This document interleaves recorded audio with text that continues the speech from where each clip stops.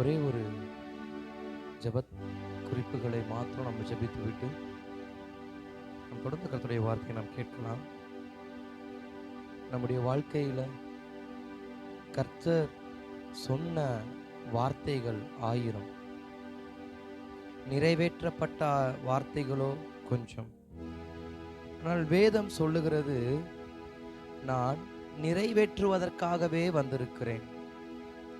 ஏன்னா தேவன் மத்தேயு சுவிசேஷம் எடுக்கும் பொழுது சொல்லுகிற வார்த்தை, நிறைவேற்றுவதற்காகவே வந்திருக்கிறேன்.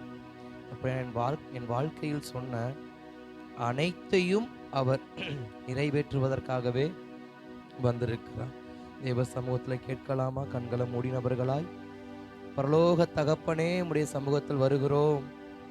ஆண்டவரே, நிறைவேற்றுவதற்காகவே வந்திருக்கிறேன் என்று சொன்ன நல்ல தகப்பனே, இந்த 8வது நாளிலும் கர்த்தர் எங்களுக்கு நிறைவேற்றி தருவீராக. எங்களுக்கு சொன்ன நல் வார்த்தைகள் அனைத்தையும் நிறைவேற்றி தருவீராக. கடந்த 7 நாட்கள் எங்களோடு பேசின வார்த்தைகள் அனைத்தையும் நிறைவேற்றி தருவீராக. ஆண்டவரே ஸ்தோத்திரம். ஆணையிட்டதை நிறைவேற்றி தருகிற தகப்பன் நீர் அல்லவா அப்பா. எங்களுக்கு சொன்ன நல் வார்த்தைகளை, நான் யூதாவின் குடும்பத்துக்கும் நான் இஸ்ரவேலின் குடும்பத்துக்கும் சொன்ன நல் வார்த்தையை நிறைவேற்றுவேன் என்று சொன்ன நல்ல தகப்பனே, எங்க குடும்பத்துக்கென்று சொன்ன நல் வார்த்தைகள், வாக்கு தத்தங்கள், எனக்கு சொன்ன வார்த்தைகள் வாக்கு தத்தங்கள் என்று ஆவியான எங்களுக்கு நிறைவேற்றி தருவீராக. நாங்கள் பெற்றுக்கொள்ள விரும்புகிறோம். நான் பெற்றுக்கொள்ள விரும்புகிறோம். நாங்கள் பெற்றுக்கொள்ள விரும்புகிறோம். எஸ், கேட்கிற எவனும் பெற்றுக்கொள்வான் என்று வாக்கு தத்தம் சொல்லியிருக்கிறது அல்லவா. ஆனால் நாங்கள் கேட்கிறோம் அப்பா, நாங்கள் தேவ சமூகத்தில் கேட்கிறோம் அப்பா. எங்களுக்கு சொன்ன நல் வார்த்தைகளை நிறைவேற்றி கொடுங்க என்று கேட்கிறோம்ப்பா. என்னை நோக்கி கூப்பிடு, நான் உனக்கு மறு உத்தரவு கொடுப்பேன்னு சொன்னீங்கல்ல. என்னிடத்தில் கேள், நீ அறியாதும் உனக்கு எட்டாதுமான பெரிய காரியங்களை செய்வேன்னு சொன்னீங்கல்ல. ஆவியானவர், இந்த நேரத்தில் கேட்கிறோம். எங்களுக்கு சொன்ன வார்த்தைகள், எங்களுக்கு சொன்ன வாக்கு தத்தங்கள் ஆவியானவரே, இன்னும் அவைகள் நிறைவேறாமலே இருக்குப்பா. இன்னும் அதில் சிலவற்றை நிறைவேறாமல் இருக்கு ஆண்டவரே. அவைகள் நிறைவேற்றி தருவீராக, நிறைவேற்றி தருவீராக, நிறைவேற்றி தருவீராக. நிறைவேற்றுவதற்காகவே வந்திருக்கிறேன், நிறைவேற்றுவதற்காகவே வந்திருக்கிறேன் என்று சொன்ன தகப்பனே அப்பா, எங்க வாழ்க்கையில நீங்க வந்து நீங்க உலாவி எங்களுக்கு நிறைவேற்றி தருவீராக. உன் பாளையத்துக்குள் உலாவுவேன் என்று சொன்ன கர்த்தர், உன்னை ரட்சிக்கவும் உன் சத்துருக்களை உன் கரத்தில் ஒப்புக் கொடுக்கவும் உன் தேவனாய கர்த்தர் உன் பாளையத்துக்குள்ளே உலாவி கொண்டிருக்கிறார் என்று சொன்ன வார்த்தையின்படியே ஆண்டவர், எங்கள் குடும்பத்திற்கு கர்த்தர் உலாவி எங்களை நல் வார்த்தைகள் நிறைவேற்றி தருவீராக. அவர் யூதாவின் குடும்பத்திற்கும், அவர் லேவியின் குடும்பத்திற்கும், அவர் காத்தின் குடும்பத்திற்கும், அவர் செபுலோன் நப்தலி என்ற குடும்பத்திற்கும் அவர் சொன்னதான வார்த்தையின்படியே எல்லைகள் கொடுக்கப்பட்டது போல, காலேப் தன் சுதந்திரத்தை பெற்றுக்கொண்டது போல ஆண்டவர், இன்றைக்கு எங்கள் சுதந்திரத்தை நாங்கள் பெற்றுக்கொள்ள கர்த்தர் உதவி செய்வீராக. அந்த மலை நாட்டை எனக்கு தாரும் என்று காலேப் கேட்ட பொழுது அந்த கேட்டபடியே காலேப்புக்கு கொடுத்தது போல இன்றைக்கு நாங்கள் கேட்கிறோம். நாங்கள் கேட்பதை பெற்றுக்கொள்ள கர்த்தர் உதவி செய்வீராக. மோசையின் நாட்கள்ல அந்த மலை நாட்டாகிய அந்த எமோரிய தேசத்தை எனக்கும் என் சந்ததிக்கும் வேண்டும் என்று காலேப் கேட்ட பொழுது அதை யோசுவாவின் இடத்தில் கர்த்தர் கொடுத்து, நீ அந்த மலை நாட்டை பெற்றுக்கொள் என்று சொல்லி, அது உனக்குரியது என்று சொல்லி, நீ கேட்டபடியே அதையே உனக்கு நான் தருகிறேன் என்று சொல்லி கர்த்தர் பேசியது போல அப்ப இந்த நாட்கள்ல நாங்கள் பெற்றுக்கொள்ளும்படியாக கேட்கிறோம். நாங்கள் பெற்றுக்கொள்ள உதவி செய்யுங்க, நிறைவேற்றி தருவீராக. எனக்கென்று ஆணையிட்ட தேசத்தை, எனக்கு ஆணையிட்டு கொடுத்த வார்த்தையை, எனக்கு ஆணையிட்டு கொடுத்த நல் வார்த்தைகளை கர்த்தர் நிறைவேற்றி தருவீராக, நிறைவேற்றி தருவீராக, நிறைவேற்றி தருவீராக. அந்த மலை தேசம் அது என்னுடைய தேசம் என்று காலேப் சொன்ன பொழுது, ஆம், அது உன்னுடைய தேசம், அப்படியே ஆக கடவுது என்று சொல்லி கர்த்தர் அவனுக்கு ஆணையிட்டு கொடுத்தபடியே அப்பா, எங்களுக்கு ஆணையிட்டதான வாக்கு தத்தங்கள் நாங்கள் நினைவு கூறுகிறோம். காலேப் நினைவுபடுத்தியது போல, காலேப் யோசுவாவுக்கு நினைவுபடுத்தியது போல, யோசுவாவே, இந்த மலை தேசம் எனக்குரியது என்று நான் மோசே இடத்தில் சொன்னேன். மோசே ஆம் என்று சொன்னார். உனக்கு அது நினைவு இருக்கிறதா? எனக்கு அதை அப்படியே செய்யும் என்று கேட்ட பொழுது யோசுவா, ஆம் காலேப்பே, இது உனக்கு தான் என்று சொல்லி காலேப்புடைய சுதந்திரத்தை காலேப்பே சோதரம் பெற்றுக்கொண்டது போல, என் சுதந்திரத்தை எனக்கு தாரும் ஆண்டவரே, என் சுதந்திரத்தை எனக்கு தாரும் ஆண்டவரே, என் சுதந்திரத்தை, என் பங்கை எனக்கு தருவீராக. என் பங்கு, என் சுதந்திரம் அது எனக்குரியதாய் எனக்கு தருவீராக. எனக்கும் என் சந்ததிக்கும், எனக்கும் என் தலைமுறைக்கும் அது என் பங்காய், அது என் நித்திய உடன்படிக்கையாய் மாறட்டும்பா. தாவீதுக்கு அருளின நித்திய உடன்படிக்கையை நினைவு கூறுவேன்னு சொன்னீங்கல்ல அப்பா, ஸ்தோத்திரம். அந்த கிருபையை நினைத்தருளுவீராக, கிருபையை நினைத்தருளுவீராக. தாவீதுக்காக அந்த கிருபை நினைத்தருளியது போல காலேப்புக்காக நினைத்தருளியது போல இன்று எனக்காக என் உடன்படிக்கையை, என்னுடைய நல்வார்த்தையை கர்த்தர் நினைத்தருளுவீராக, நினைவு கூர்ந்து நிறைவேற்றுவீராக.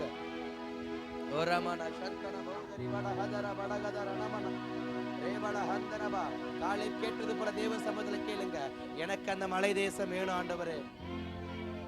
ஸ்தோத்திரம். நீங்க எதை தேவ சமூகத்துல கேட்டீங்க? சில ஆண்டுகளுக்கு முன்பாக எதை கேட்டீங்க தேவ சமூகத்துல? காலேப் நேத்து கேட்டதை இன்னைக்கு கர்த்தர் நிறைவேற்றல. ஆண்டுகளுக்கு முன்பாக, எஸ், ஆண்டுகளுக்கு முன்பாக நீங்க எதை தேவ சமூகத்துல கேட்டீங்க? சில ஆண்டுகளுக்கு முன்பாக உங்களுடைய விருப்பம் தேவ சமூகத்துல எதுவாய் இருந்தது?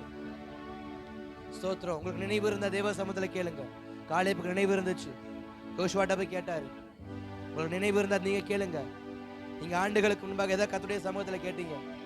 எந்த நன்மையை தேவ சமூகத்துல கேட்டீங்க? எந்த கிருபையை தேவ சமூகத்துல கேட்டீங்க? எந்த இடத்தை தேவ சமூகத்துல கேட்டீங்க?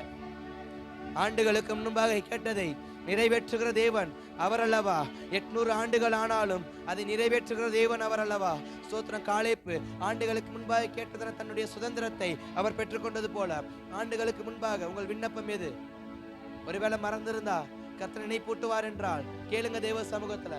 ஆண்டவரே, அந்த மலை தேசம் என்னுடைய ஞாபகத்துல வருதுப்பா. அந்த தேசம், அந்த பட்டணம், அந்த ஆசீர்வாதம், அந்த பொருள், அந்த மனிதர் எனக்கு ஞாபகத்துக்கு வராங்க. ஆண்டவரே தாரும், என் சுதந்திரமாய் அதை தாரும், என்னுடைய சுதந்திரமாய் அதை தாரும், என்னுடைய சுதந்திரமாய் அதை தாரும். S Jesus. ரிமோந்தானமான ಶಂಸಲೆ ಹಂತೂರೋನು ಶಿಕಳ ಹಂದನ ಮೌಳ ಬಳಗಡಗದರಬ தாரும் கர்த்தாவே, தாரும் கர்த்தாவே. எஸ். அன்பின் பரலோக பிதாவே, குமாரனாம் இயேசுவின் நாமத்தில் ஜெபிக்கிறோம். ஆசீர்வதிக்கப்பட்டதான இந்த நல்ல மாலை நேரத்திலும் காலேப்புடைய வாழ்க்கையில அந்த மலை தேசத்தை கர்த்தர் ஞாபகப்படுத்தி அதை பெற்றுக்கொள்ள வைத்தது போல இன்றைக்கும் எங்கள் வாழ்க்கையில் நாங்கள் பெற்றுக்கொள்ளாமல் இருக்கிறதான நன்மையை நான் பெற்றுக்கொள்ள, ஆண்டுகளுக்கு முன்பாக வாக்குத்தத்தமாய் சொன்ன வார்த்தைகள் நான் பெற்றுக்கொள்ள கர்த்தர் எனக்கு உதவி செய்வீராக. இதோ இந்த நேரத்தில் ஜெபிக்கிற இந்த நேரத்தில் தேவ சமூகத்தில் ஆண்டவரே, எனக்கு இது ஞாபகம் வருகிறது, எனக்கு இதை தாருங்கன்னு சொல்லி கேட்கிறதான ஒவ்வொருவருக்காக ஜெபிக்கிறேன். நீ கேட்டதை கர்த்தர் உனக்கு தந்தருளுவார். நீ கேட்டதை உனக்கு அவர் தந்தருளுவார். நீ கேட்டதையே, அந்த மலை தேசத்தையே கர்த்தர் உனக்கு தருவார். ஆண்டவரே, அப்படியே நடத்துங்கப்பா, அப்படியே நடத்துங்கப்பா. கேட்கிறவன் பெற்றுக்கொள்வான் என்று சொன்னீரே. யோசுவா கேட்டான், காலேப் கேட்டான், பெற்றுக்கொண்டான். இன்றைக்கு நாங்கள் கேட்கிறோம், பெற்றுக்கொள்ள உதவி செய்யும். உம்முடைய கரத்தில் ஒப்புக் கொடுக்கிறோம். இயேசுவின் நாமத்தில் நல்ல பிதாவே. அல்லேலூயா, அல்லேலூயா. யாவர் அமர்ந்து கொள்ளலாம்.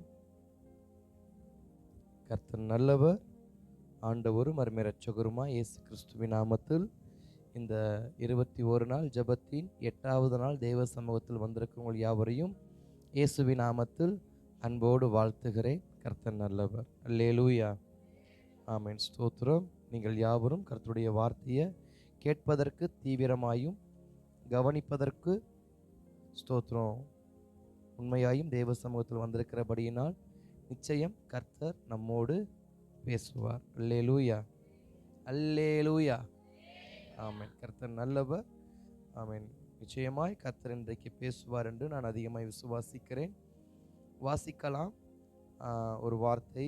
மத்தேயுவின் சுவிசேஷம் அதன் 5ஆம் அதிகாரம் அதன் 17-18 வசனத்தை நாம் வாசிக்கலாமா? மத்தேயுவின் சுவிசேஷம் 5ஆம் அதிகாரம். நியாயப்பிரமாணத்தை ஆனாலும் தீர்க்க தரிசனங்களை ஆனாலும் அழிக்கிறதற்கு வந்தேன் என்று எண்ணிக்கொள்ளாதேயுங்கள். அழிக்கிறதற்கு அல்ல, நிறைவேற்றுகிறதற்கே வந்தேன். வானமும் பூமியும் ஒளிந்து போனாலும் நியாயப்பிரமாணத்தில் உள்ளதெல்லாம் நிறைவேறும் அளவும் அதில் ஒரு சிறு எழுத்தாகிலும் ஒரு எழுத்தின் உறுப்பாகிலும் ஒளிந்து போகாது என்று மெய்யாகவே உங்களுக்கு சொல்லுகிறேன். ஆகையால் போதும். ஆமென். அல்லேலூயா. ஜெபிக்கலாமா கண்களை மூடி தேவ சமூகத்துல? எஸ், நல்லவர். வாசித்த வசனத்துக்கு நேராக உங்க வலது கரத்தை வைத்து இருதயத்தின் ஆழத்திலிருந்து பரிசுத்த ஆவியானவரே, ஒரு எழுத்தாகிலும் ஒரு சிறு எழுத்தின் உறுப்பாகிலும் அது அழிந்து போவதில்லை, அது ஒளிந்து போவது இல்லை என்று உமது வார்த்தையும் ஆண்டவரே எங்களுக்கு முன்பாக நிற்கிறதப்பா. நாங்கள் விசுவாசிக்கிறோம். ஒன்றும் ஒளிந்து போவதில்லை என்று நாங்கள் விசுவாசிக்கிறோம். உம்முடைய கரத்தில் ஒப்பு கொடுக்கிறோம். எங்களோடு பேசுங்க. கேட்கலாமா தேவ சமூகத்தில்? எங்களோடு பேசு. எஸ், அன்பின் நல்ல ஆண்டவரே, ஆசீர்வதிக்கப்பட்ட இந்த மாலை நேரத்திலும் பரிசுத்த ஆவியானவர் உம்முடைய சபையோடு உமது வார்த்தையை பேசுவீராக. வார்த்தை உம்முடையது, சபை உம்முடையது, ஜனங்கள் உம்முடையவர்கள், அடியேன் உம்முடையவன். வார்த்தை உம்முடையது. வார்த்தையினால் பேசுகிற தேவன் எங்களோடு பேசுவீராக, எங்கள் இருதயத்தோடு பேசுவீராக. இயேசுவின் நாமத்தில் நல்ல பிதாவே. அல்லேலூயா, அல்லேலூயா. கர்த்தர் நல்லவர். மீண்டும் வாசிக்கலாமா? சபையார் யாவரும் சேர்ந்து திருப்பிக் கொள்ளுங்கள். புதிய ஏற்பாடு பக்கம் 7, மத்தேயுவின் சுவிசேஷம் 5ஆம் அதிகாரம் அதன் 17, 18 வசனத்தை நாம் வாசிக்கலாமா? நியாய பிரமாணத்தை ஆனாலும் தீர்க்க தரிசனங்களை ஆனாலும் அழிக்கிறதற்கு வந்தேன் என்று எண்ணிக்கொள்ளாதேயுங்கள். அழிக்கிறதற்கு அல்ல, நிறைவேற்றுகிறதற்கே வந்தேன். வானமும் பூமியும் ஒளிந்து போனாலும் நியாய பிரமாணத்தில் உள்ளதெல்லாம் நிறைவேறும் அளவும் அதில் ஒரு சிறு எழுத்தாகிலும் ஒரு எழுத்தின் உறுப்பாகிலும் ஒளிந்து போகாது என்று மெய்யாகவே உங்களுக்கு சொல்லுகிறேன். ஆமென். அல்லேலூயா, அல்லேலூயா. ஆமென். கர்த்தர் நல்லவர். கர்த்தர் தமது ஜனங்களோடு பேசும் பொழுது ஒரு வார்த்தையை சொன்னார். மலை பிரசங்கத்தில் அவர் திரளான ஜனங்களை கண்ட பொழுது அவர் தம்முடைய பிரசங்கத்தை ஆரம்பிக்கிறார். அந்த பிரசங்கத்தை ஆரம்பிக்கும் பொழுது அநேக வார்த்தைகளை அவர் சொல்லுகிறார். ஆவியை குறித்து, துயரப்படுகிறவர்களை குறித்து, சாந்த குணத்தை உள்ளவர்களை குறித்து, நீதிமானவர்களை குறித்து, இரக்கம் உள்ளவர்களை குறித்து, இருதயத்தில் சுத்தமுள்ளவர்களை குறித்து, சமாதானம் பண்ணுகிறவர்களை குறித்து, நீதி நிமித்தம் துன்பப்படுகிறவர்களை குறித்து, இப்படி என்று அநேகரை குறித்து அங்கு கர்த்தருடைய வார்த்தைகள் வெளிப்படுகிறது. அநேக வார்த்தைகள் வெளிப்பட்டு கொண்டிருக்கும் பொழுது அங்கு 17, 18 வசனங்களில் கர்த்தருடைய வார்த்தை இப்படியாக வருகிறது. எப்படி என்றால், அங்கு ஒரு கூட்டம் இருக்கிறது கர்த்தருடைய இயேசு கிறிஸ்துக்கு முன்பாக. என்னன்னா, அதில் ஒரு கூட்டம் ஸ்தோத்திரம் மோசேயையும் நியாயப்பிரமாணத்தையும் தீர்க்க தரிசனங்களையும் நம்புகிறதான ஒரு கூட்டம். இன்னொரு கூட்டம் நம்பிக்கை இல்லாத ஒரு கூட்டம். மூன்றாவது ஒரு கூட்டம் சோர்ந்து போயிருக்கிறதான ஒரு கூட்டம். நான்காவது ஏதாயிலும் கிடைக்குமா. ஐந்தாவது குற்றப்படுத்துகிற கூட்டம். இப்படி இயேசு கிறிஸ்துவுக்கு முன்பாக சில கூட்டங்கள் நிற்கிறது. ஆனால் அனைவருமே எதற்காக நிற்கிறார்கள் என்றால், அவருடைய வார்த்தையை கேட்கும்படியாக காத்திருக்கிறார்கள். காத்திருக்கும் பொழுது 17, 18 வசனங்கள் ஆண்டவர் பேசுகிறார். என்ன பேசுகிறார் என்றால், தீர்க்க தரிசனங்கள் ஆனாலும் நியாயப்பிரமாணமானாலும் அழிக்கிறதற்கு அல்ல. ஏன்னா இயேசு ஒரு உபதேசம் பண்ணும் பொழுது அங்கே இருக்கிற அநேகர் பார்க்கும் பொழுது என்ன பண்ணுவாங்க? இந்த உபதேசம் நல்ல உபதேசம், இந்த வார்த்தை நல்ல வார்த்தை, அப்போ இதுக்கு முன்னாடி சொன்ன அனைத்துமே பொய் அப்படிங்கிறதான ஒரு ஒரு நம்பிக்கை நமக்குள் தானாக என்ன பண்ணிடும்? ஒரு விதையாக விதைத்து அது மரமாக முளைக்க ஆரம்பிச்சிடும்.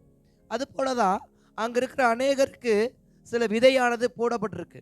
என்ன விதை அப்படின்னா, ஸ்தோத்திரம் இயேசுநாதர் மட்டும்தான், இவருக்கு அப்புறம் வரக்கூடியது மட்டும்தான் உண்மை, பழைய ஏற்பாடில் சொல்லப்பட்ட எதுவுமே நடக்க போகிறதில்ல, நியாயப்பிரமாணத்தில் சொன்னது எதுவும் நடக்க போகிறதில்ல, வாக்குத்தத்தம் எதுவும் நிறைவேற போகிறதில்லன்னு சொல்லி, மேசியா இனி வரப்போகிறதில்லன்னு சொல்லி சில கூட்டங்கள் பேசிக்கொண்டு இருக்கிறாங்க, சில கூட்டங்கள் நம்பிக்கொண்டு இருக்கிறாங்க.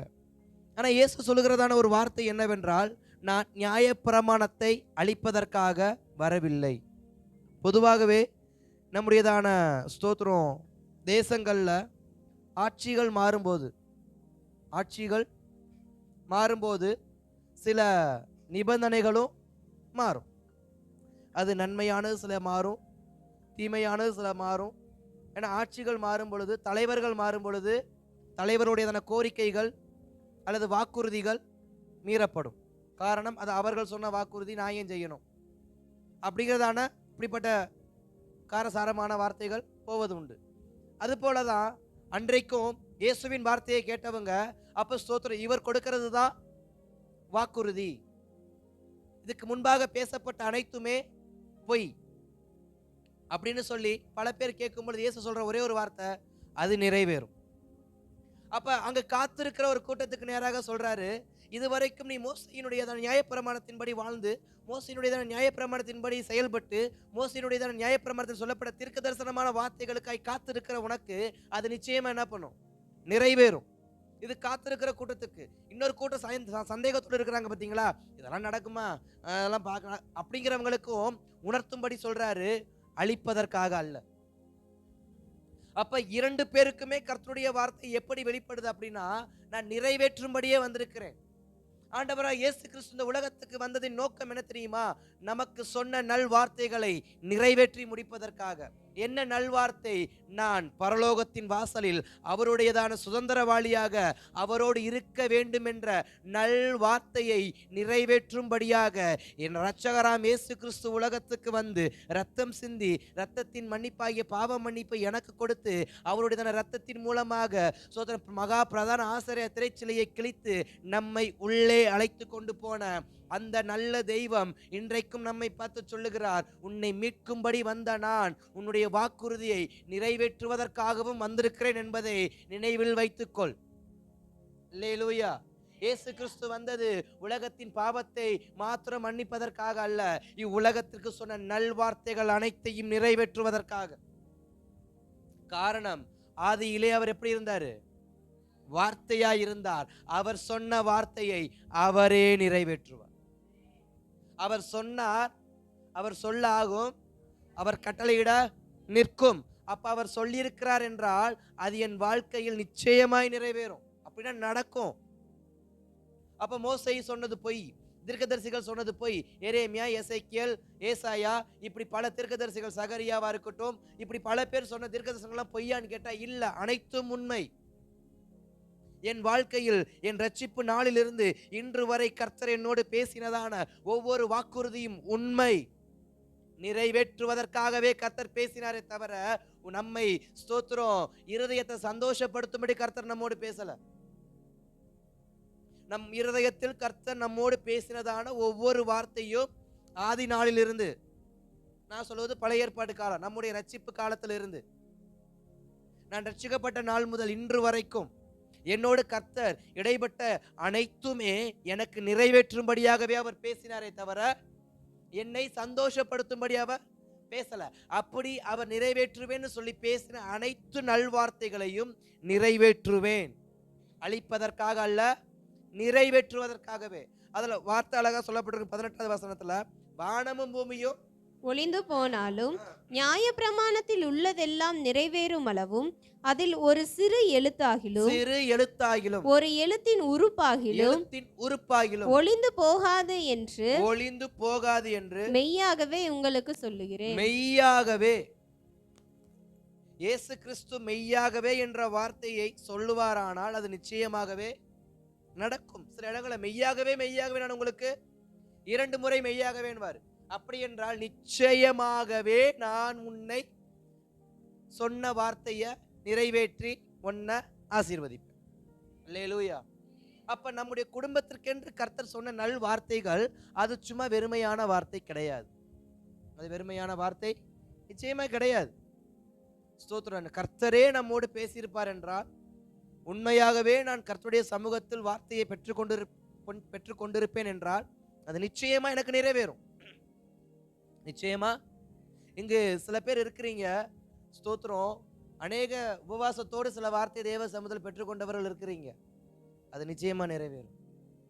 நீங்க உபவாசத்தோடு தேவ சமூகத்துல காத்திருந்து கர்த்தருடைய சமூகத்துல கேட்ட வார்த்தை உங்களை சந்தோஷப்படுத்தும்படியாக, உங்கள் ஜெபத்தை நிறைவு செய்யும்படியாக கர்த்தர் பேசினார் என்ற எண்ணம் மட்டும் நமக்கு வர வேண்டாம். நான் உபவாசத்தோடு நான் தேவ சமூகத்துல காத்திருந்து சில மாதங்களுக்கு முன்பாக, சில ஆண்டுகளுக்கு முன்பாக, இல்ல சில நாட்களுக்கு முன்பாக கூட நான் உபவாசித்து கேட்ட வார்த்தை நிறைவேறுவதற்காக ஸ்தோத்திரம். அன்று எஸ்தர் ராஜாதி தேவ சமூகத்துல 3 நாள் உபவாசித்து அவள் கேட்ட ஒரே ஒரு வார்த்தை, எனக்கு நேராக பொற்செங்கோல் நீட்டப்பட வேண்டும் என்று.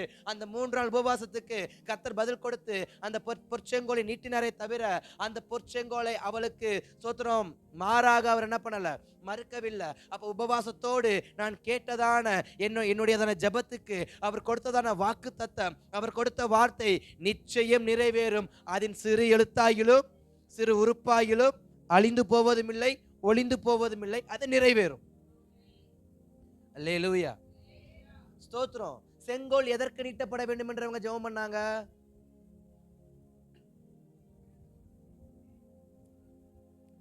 இல்ல, அதாவது அவங்க ஜெபம் பண்ணது செங்கோல் நீட்டப்பட வேண்டும், ராஜா கிட்ட பேச வேண்டும். அவங்க ராஜா கிட்ட பேசணும்னு நினைச்ச காரியம் என்ன? ஃபர்ஸ்ட் தம் ஜனங்கள், யூத ஜனங்கள், இஸ்ரவேல் ஜனங்கள் காக்கப்பட வேண்டும் என்று, ஆபத்தில் இருக்கிறவர்கள் காக்கப்பட வேண்டும் என்று, தம் ஜனத்துக்காக, தன் ஜனத்துக்காக, தேவனுடைய ஜனத்துக்காக, என்ன சொல்ல போனா தேவ ஜனத்துக்காக அன்று எஸ்தர் ராஜாத்தி சோதரன் தேவ சமூகத்தில் 3 நாள் உபவாசம் பண்ணினார்கள். எதற்கு தெரியுமா? ராஜாவிடத்தில் பேசும்பொழுது எனக்கு அனுக்கிரகம் கிடைக்க வேண்டும் என்று 3 நாள் உபவாசம் பண்ணாங்க. இன்றைக்கு நம் தேவ ஜனத்துக்காக, நம்முடைய ஜனத்துக்காக, நம்முடைய குடும்பத்துக்காக, நம்முடைய குடும்ப உறவினர்களுக்காக நாம் தேவ சமூகத்தில் உபவாசித்து நாம் பண்ணின ஜெபம் அனைத்தையும் அவர் கேட்டிருக்கிறார். அதற்கு கொடுத்த வாக்குத்தத்தம், அதற்கு கொடுத்த பதிலை அவர் நிச்சயமாக நிறைவேற்றுவார். அல்லேலூயா. அப்ப ஸ்தோத்திரம். அப்ப இந்த வேதம் நமக்கு மீண்டும் தெளிவுபடுத்துகிறதான கர்த்தருடைய வார்த்தை என்ன? அவர் சொன்னதை அவர் நிறைவேற்றுவார். யார் என்ன சொன்னாலும் நம்பிக்கையுடையவர்கள் நம்பிக்கொண்டே இருக்கட்டும். அதாவது பரிசுத்தமா இருக்கிறவர்கள் ஊழியம் செய்கிறவன் ஊழியம் செய்யட்டும், அபிஸ்வாதியா இருக்கிறவன் நம்பாதம இருக்கட்டும். ஆனா நான் சீக்கிரமா வரேங்கிறது மட்டும் நிச்சயம். அல்லேலூயா. அப்ப ஸ்தோத்திரம். விசுவாசத்துல இருக்கிறவங்க இன்னும் விசுவாசத்திலே இருங்க, நிச்சயமா கர்த்தர் நிறைவேற்றுவார். ஏன்னா வாக்குத்தத்தம் அப்படி. நீ பரிசுத்தமாவே இருப்பா, நீ ஊழியம் செஞ்சுக்கிட்டே இருப்பா, நீ ஜெபத்திலே இருப்பா, நான் சீக்கிரமா என்ன பண்றேன், வரேன். அவன் செய்கைக்கு தக்க பலன் என்னோடு கூட வரும். அப்ப என் ஜெபத்துக்கான பதில் அவரோடு வரும். ஒன்னு பதில் அனுப்பாரு, இல்ல அவரே அனுப்புவாரு. 2ல 1 நிச்சயமா நிறைவேறும்.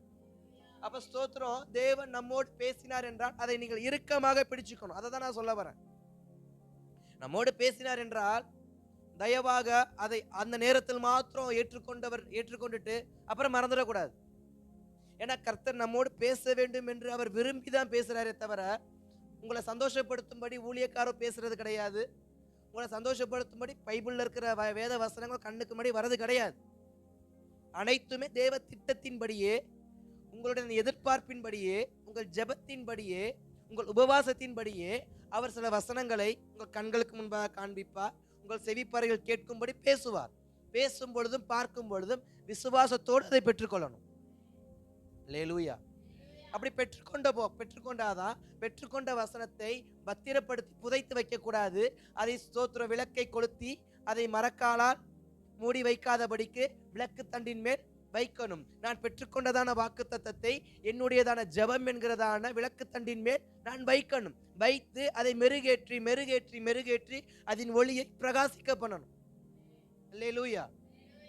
அப்ப ஸ்தோத்திரம். அப்ப கர்த்தர் நம்மோடு இன்றைக்கு பேச போகிறதான வார்த்தை என்னவென்றால் தவறி போவதில்லை. அல்லேலூயா. அவர் சொன்ன வார்த்தை என் வாழ்க்கையை விட்டு தவறி போவதில்லை. எதை சொன்னாரோ அது என் வாழ்க்கையிலிருந்து தவற போவதே இல்லை. அல்லேலூயா, ஸ்தோத்திரம். வாசிக்கலாம். யோசுவாவின் புஸ்தகம் 21ஆம் அதிகாரம் 23ஆம் அதிகாரம் 14வது வசனத்தை ஒருவர் வாசிக்கலாம். யோசுவா 23:14. இதோ இன்று நான் பூலோகத்தார் எல்லாரும் போகிற வழியே போகிறேன். உங்கள் தேவனாகிய கர்த்தர் உங்களுக்காக சொன்ன நல் வார்த்தைகளில் எல்லாம் ஒரு வார்த்தையும் தவறி போவதில்லை என்பது உங்கள் முழு இருதயத்தாலும் உங்கள் முழு ஆத்துமாவாலும் அறிந்திருக்கிறீர்கள். அவைகள் எல்லாம் உங்களுக்கு நிறைவேறிற்று. அவைகளில் ஒரு வார்த்தையும் தவறி போகவில்லை. கர்த்தர் என் வாழ்க்கையில் சொன்ன ஒரு வார்த்தையும் தவறி போகவில்லை. தவற போவதும் இல்லை, தவற விட போறதும் இல்லை. அப்ப ஸ்தோத்திரம். இங்க யோசுவா தன்னுடையதான மரண காலத்தில், இதோ இன்று நான் உலகத்தார் எல்லோரும் போகிற வழியே போகிறேன். அப்படி என்றால் அவருடையதான மரண காலம், அவருடைய ஆயுள் காலம் முடிய போற அந்த மரண காலகட்டத்தில் யோசுவா தம்முடையதான ஜனங்களோடு பேசுகிற சில வார்த்தைகளில் ஒன்றுதான், அவர் நமக்கு சொன்ன வார்த்தையில் ஒன்றும் தவறி போகவில்லை. அல்லேலூயா. எத்தனை பேருக்கு விசுவாசம் இருக்கு? கர்த்தர் எனக்கு சொன்ன வார்த்தை நிச்சயமா தவறி போவதே இல்லை. அனைத்தும் எனக்கு தவறி போவதே இல்லை. அல்லேலூயா, ஸ்தோத்திரம். இந்த வார்த்தையை தியானிக்கும் பொழுது எனக்கு இதோடு சேர்ந்து இன்னொரு வார்த்தை ஞாபகம் வந்தது. அதோடு சேர்த்து இந்த வசனத்தை நான் தொடர்ந்து என்ன பண்ண போறேன், தேவ சமூகத்தில் நாம் தியானிக்க போகிறோம். வாசிக்கலாம். 5ஆம் அதிகாரம் 12வது வசனத்தை வாசிக்கலாம். அது 5:12. அவர்கள் தேசத்தின் தானியத்திலே புசித்த மறுநாளிலே மன்னா பெய்யாமல் ஒளிந்தது. அது முதல் இஸ்ரவேல் புத்திரருக்கு மன்னா இல்லாமற் போய் அவர்கள் கானான் தேசத்து பலனை அந்த வருஷத்தில் தானே புசித்தார்கள். ஆமென். யாத்ராகமம் வாசிக்க வேண்டாம். யாத்ராகமம் 16ஆம் அதிகாரத்துல இஸ்ரவேல் ஜனங்கள் ஜெபம் பண்ணுவாங்க. அதாவது கேட்பாங்க மோசே கிட்ட, மோசே எங்களுக்கு சாப்பிட ஏதாவது வேண்டும், நாங்கள் பசியினால் சாகிறோம், எங்களுக்கு சாப்பிட ஏதாவது வேணும்னு சொல்லி கேட்கும்போது மோசே தேவ சமூகத்தில் ஜெபம் பண்ணுவார். ஆண்டவர் இப்படி கேட்குறாங்க, என்ன பண்ணுறது அப்படின்னு. அப்போ கர்த்தர் பேசுவார், சரி மோசே, நாளையிலிருந்து வானத்திலிருந்து மண்ணை என்ன பண்ணும் வரும், அதை எடுத்து அதை அரைத்து நீங்கள் ஸ்தோத்திரம் அப்பஞ்சுட்டு சாப்பிடுங்கன்னு சொல்லி ஆசீர்வதிப்பார். யாத்ராகமம் 16ஆம் அதிகாரத்தில் ஆரம்பித்த அந்த பொழியப்பட்ட மன்னா யோசுவாவின் புஸ்தகம் 5ஆம் அதிகாரம் 12வது வசனத்தில் நின்று போயிற்று. இப்போ இந்த நாள் வரைக்கும் என்னைய நடத்தினதான ஒரு பிரசனம், என கடந்த 40 ஆண்டு காலங்களாக இவர்கள் தினமும் எதை பார்த்தார்கள் என்றால் கர்த்தருடைய வல்லமையை பார்த்தார்கள். கடந்த 40 ஆண்டு காலங்களாக கர்த்தருடைய வல்லமை காலைதோறும், கர்த்தருடைய மகிமை புதியதாக இருக்கும் என்பது போல காலைதோறும் அவர்கள் கர்த்தருடைய மகிமையை கண்டார்கள். அதிகாலையில் என்னை தேடுகிறவன் என்னை கண்டடைவன் என்ற வார்த்தையின்படியே ஸ்தோத்ரோ இஸ்ரவேல் ஜனங்கள் ஒவ்வொரு நாளும் அதிகாலையில் அவர்கள் எழும்பி வீட்டை விட்டு வெளியே வரும்பொழுது அவர்கள் தேவனுடைய வல்லமையால் பெய்யப்பட்ட மன்னாவை காண்பார்கள். இது எத்தனை வருஷமா? 40 வருஷமாக. 40 வருஷமாக நன்மையை புசித்தவர்கள், 40 வருஷமாக தேவனுடையதான நன்மையை அனுபவித்தவர்கள், 40 வருஷங்களாக ஸ்தோத்திரம் எந்த ஒரு வேர்வையும் சிந்தாமல், எந்த ஒரு கஷ்டமும் படாமல், காற்றடித்தாலும் மன்னா வரும், மழை பெய்ந்தாலும் மன்னா வரும், வெயில் அடித்தாலும் மன்னா வரும், குளிர் பெய்ந்தாலும் மன்னா வரும். இந்த கால சூழ்நிலைகள் அனைத்து மாறினாலும் மன்னா பெய்வது கடந்த 40 ஆண்டு காலங்களாக மாறவில்லை. 40 ஆண்டு காலங்களாக மன்னா பொழிந்து கொண்டு இருக்கும் பொழுது அவர்களுக்குள் ஒரு சந்தோஷம். என்ன சந்தோஷம்? கர்த்தர் நம்மோடு கூட இருக்கிறார். நம்முடைய வாழ்க்கையிலையும் கர்த்தர் நம்முடைய ஜெபத்தை எல்லாம் கேட்டுக்கிட்டே இருக்கிற வரைக்கும், நம் ஜெபத்துக்கு பதில் கொடுத்துக்கிட்டே இருக்கிற வரைக்கும், நமக்கு ஸ்தோத்திரம் ஆசீர்வாதங்களை கொடுத்துக்கிட்டே இருக்கிற வரைக்கும், நம்முடைய வாழ்க்கையில் நம்முடையதான ஸ்தோத்திர எண்ணங்கள் எப்படி இருக்கும்னா, ஆமாம் கர்த்தர் என் கூடவே ட்ராவல் பண்ணுறாரு. எப்படி மோசே ஆண்டவரே உமது ஸ்தோத்திரம் பிரசன்னம் உமது மேகம் எங்களுக்கு முன்பாக செல்லாவிட்டால் நாங்கள் இந்த கூடாரத்தை பெயர்த்து நாங்கள் பிரயாணம் பண்ண மாட்டோம்னு சொன்னது போல ஸ்தோத்திரம் இந்த மன்னா பெய்யும் பொழுதெல்லாம் அவர்களுக்கு ஒரு எண்ணம், இது கர்த்தரால் ஏற்படுத்தப்பட்டது. அப்போ 40 ஆண்டுகளாக பொழிந்த மன்னா இப்போ நின்று போச்சு. இப்போ நின்று போச்சு. இப்போ 40 ஆண்டு காலங்களாக நடத்தி வந்த தேவன் இப்பொழுது எங்களை என்ன பண்ணிட்டாரு? கைவிட ஆரம்பிச்சிட்டாரு. காரணம் என்ன? அங்க வேதம் அழகா சொல்லுது, அவர்கள் கானானின் தேசத்தில் கால் வைத்தார்கள், அவர்கள் கானானினுடையதான ஸ்தோத்திரம் தானியங்களை புசித்தார்கள், அங்கு சுதந்திரனுடைய மன்னா நின்று போயிட்டு. அப்போ இவங்களுக்குள்ள ஒரு என்ன இருந்திருக்கு, தேசத்தை காண்பிப்பேன் தேசத்துக்குள்ளே கொண்டு போவேங்கிறது மட்டும்தான் கர்த்தருடைய வாக்கு தத்தம் போல. அதனால தான் கர்த்தருடைய பிரசனம் என்ன ஆயிடுச்சு? ஸ்டாப் ஆயிருச்சு. நம்முடைய வாழ்க்கையில் சில சமயம் நம்ம இப்படி யோசிச்சிருக்கலாம், யோசிச்சிங்களான்னு தெரியல, இருந்தாலும் வார்த்தை வருது. நம்மளை கர்த்தர் அந்த ஆசீர்வாதத்தின் வாசல்ல போய் விட்டுட்டு நம்மளை திரும்பி பார்க்காம ஓடுகிற தேவன் அல்ல. அந்த எல்லைக்குள் கால் வச்சிட்டியா, நான் உன்னை எகிப்திலிருந்து விடுதலையாக்கி கொண்டு வந்துட்டேன். உன் தாத்தனுக்கும் உன்னுடைய தகப்பனுக்கும் நான் கொடுத்ததான வாக்குறுதியை நிறைவேற்றிட்டு நீ உனக்கு எனக்கு அந்த சம்பந்தம்னா டாட்டா பாய் பாய் குட் பாய்ன்னு என்ன பண்ணலை, போகலை. ஆனால் இவங்களுக்குள்ள ஒரு எண்ணம் எப்படின்னா, இவர் எல்லைக்குள் போன உடனே என்ன நின்று போயிற்று. இப்போ மறுநாள் காலையில் அவர்கள் வானத்தை பார்க்கிறார்கள், மன்னா பொழியவில்லை, ஒரு விரக்தி. மறுநாள் பார்க்கிறார்கள், மன்னா வரல, இன்னொரு விரக்தி. நாட்கள் கடக்க கடக்க கடக்க இவர்கள் மன்னாவை எதிர்பார்க்கிறார்கள், மன்னா கிடைக்கல. அப்போ ஸ்தோத்திரம் இப்படி பேசினவர்கள் தான் எரிகோ கோட்டைக்கு உள்ளாக என்ன பண்ணுறாங்க, வேவு பார்க்க ஆட்களை அனுப்பும் பொழுது, எரிகோ கோட்டையை தகர்க்க வேண்டும் என்று நினைக்கும் பொழுது அவர்களுக்குள் ஒரு என்ன விரக்தி வருதுன்னா, வெறுமனை சுற்றி வருவது, வெறுமனையாய் சுற்றி வருவது. அப்போ இங்கே இதுவரைக்கும் தேவ பிரசனம் இருந்துச்சு, ஒரு தைரியத்தோடு என்ன பண்ணாங்க, போனாங்க. இப்போ தேவ பிரசனம் மன்னா பொழிகிறது நின்று போச்சு, இதுக்கப்புறம் நான் என்ன பண்ணுவேன், டெய்லி எனக்கு கிடைச்ச நன்மை நின்று போச்சு, இதுக்கப்புறம் எனக்கு என்ன உதவி வரும், மாசமான எனக்கு 1000 ரூபாய் நன்கொடை வந்துச்சு, இதுக்கப்புறம் வருமா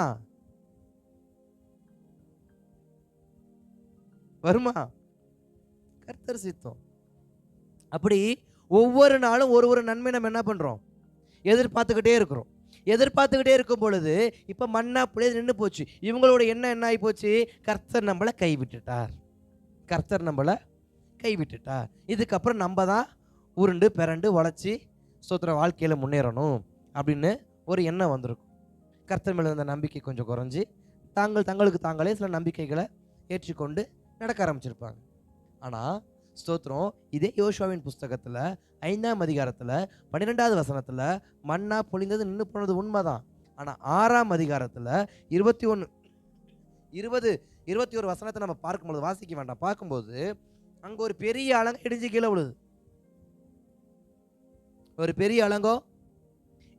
விழுது. இது நாள் வரைக்கும் இவங்களுடைய வாழ்க்கையில் இப்படி ஒரு நன்மை, இப்படி ஒரு அற்புதத்தை இவங்க பார்த்ததே கிடையாது. இது வரைக்கும் இவங்க பார்த்தது மன்னா பொழிஞ்சது மட்டும்தான். இப்போ இவங்க என்ன நினச்சிக்கிட்டாங்க, மன்னா பொழிகிறது நின்று போனதுனால இனிமேல் கர்த்தர் நம்மளை நடத்த போகிறது இல்லை, நீ நம்மளை நடத்திக்கிறோம். அதாவது வாக்கு தத்தத்துக்கு நேராக என்னை நானே நடத்தி கொள்ள வேண்டும், வாக்குத்தத்த பூமிக்கு நேராக என்னை நானே நடத்தி கொள்ள வேண்டும். இனி என்னை கர்த்தர் டீச் பண்ண மாட்டார். இல்லை, கர்த்தர் எனக்கு சொன்ன வார்த்தையை நான் சுதந்திரித்து அதில் குடியேறி அதில் வாசம் பண்ணி அதற்குள் என் சந்ததிகளை நான் பார்க்கிற வரைக்கும், அவர்கள் சந்ததியை பார்க்கிற வரைக்கும் கர்த்தர் நம்மை நடத்தி கொண்டே இருப்பார் என்பதற்கு ஒரு அடையாளமாக எரிகோவின் வீழ்ச்சியை நம்ம பார்க்க முடியும். அந்த எரிகோவின் வீழ்ச்சி எப்படிப்பட்டதாக இருக்குது அப்படின்னா, ஸ்தோத்திரம் அவர்கள் துதிக்க அங்கே எரிகோ என்ன பண்ணுது, விழுகுது.